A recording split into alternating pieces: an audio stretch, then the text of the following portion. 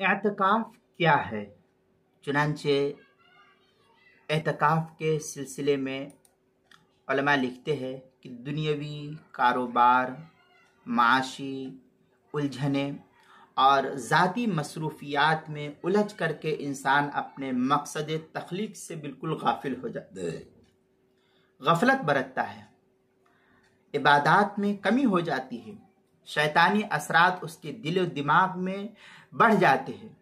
इसी तरह शैतानी असरात उसके दिल व दिमाग पर हर वक्त छाया हुआ रहता है, इसलिए उसे कुछ देर कुछ सोचने और गौर करने की सुध बुध बिल्कुल ख़त्म हो जाती है कि अब मुझे क्या करना चाहिए, कैसे करना चाहिए। रफ्ता रफ्ता धीरे धीरे ये गफलत इतनी बढ़ जाती है कि नमाज के लिए भी मस्जिद में कुछ देर के लिए जाना हमारे लिए मुश्किल हो जाता है। इसलिए रोज़ा, ज़कात वगैरह इबादतों की अंजामदही से भी वो ख़त्म नहीं हो पाती है, ये गफलत इतनी बढ़ जाती है। नमाज दुनियावी ख्यालात में गुजरती है, रोज़ा लायानी और फजूल बातों को की नज़र हो जाता है आम तौर पर।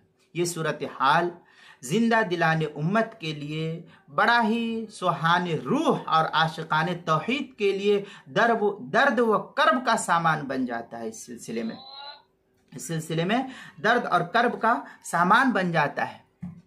मालिकुल मुल्क, शहंशाह जाहो जलाल, जहाँ उसके दरबार में आ पड़ने से माने होती है, वहीं जो है अल्लाह ताला ने अरहमुर राहिमीन है वो, और अपनी रहमत बेकरां फिक्रमंदों के लिए उम्मीद के दिए जलाते हैं।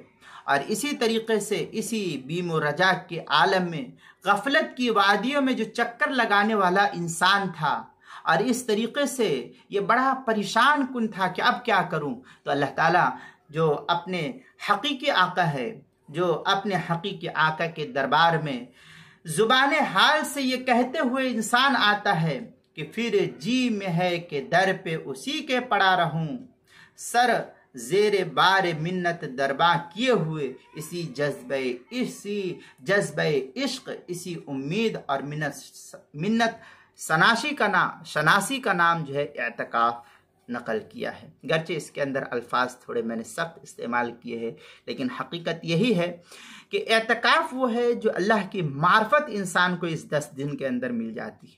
इसलिए अल्लाह की मार्फत को हासिल करने के लिए, रमज़ान का मज़ा लेने के लिए, इबादात का मज़ा लेने के लिए, और इसी तरीके से रमज़ान की हलावत और शब कदर की हलावत को हासिल करने के लिए कम से कम 10 दिन का एतकाफ़ इंसान अगर करे तो इस एतकाफ़ से इंसान का जो मुर्दा दिल है, ये मुर्दा दिल को अल्लाह ताला रोशनी बख्श देता है और इसके ज़रिए से उसका दिल बिल्कुल मुजल्ला मुसफ़ा हो जाता है, साफ़ सुथरा हो जाता है। इसलिए जो है एतकाफ़ करने की कोशिश करनी चाहिए, यही एतकाफ़ की फजीलत है।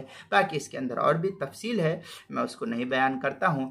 ये तफसील थोड़ी सी देखनी है तो किताबुल मसाइल की दूसरी जिल्द सफ़ा 179 पर देख सकते हैं।